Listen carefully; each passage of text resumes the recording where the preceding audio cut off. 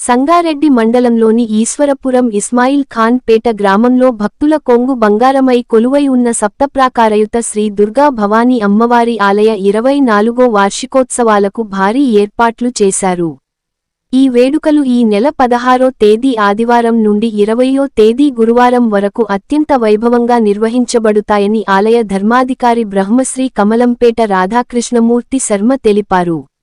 ఈ ఉత్సవాలను అనుసరించి మార్చి 16వ తేదీ ఆదివారం ఉదయం నుండి ఉత్సవాలు ప్రారంభమవుతాయి. వేద పండితులచే చతుర్వేద స్వాహాకారము, శతచండీ పారాయణము జరుగుతాయి.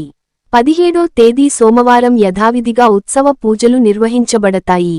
18వ తేదీ మంగళవారం గర్భాలయంలో లక్ష కుంకుమార్చన, సువాసిని మహిళలచే సామూహిక కుంకుమార్చన శాస్త్రోక్తంగా జరుగుతాయి. 19వ తేదీ బుధవారం లక్ష పుష్పార్చన, సామూహిక పుష్పార్చన కార్యక్రమాలు జరుగుతాయి.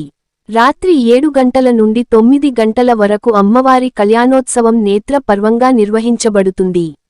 20వ తేదీ గురువారం శతచండీ మహాయాగం, పూర్ణాహుతి, రాత్రి 6 గంటలకు లక్ష దీపోత్సవం వైభవంగా జరుగుతాయని సప్తప్రాకారయుత శ్రీ దుర్గా భవానీ ఆలయ ధర్మాధికారి బ్రహ్మశ్రీ కమలంపేట రాధాకృష్ణమూర్తి శర్మ పేర్కొన్నారు.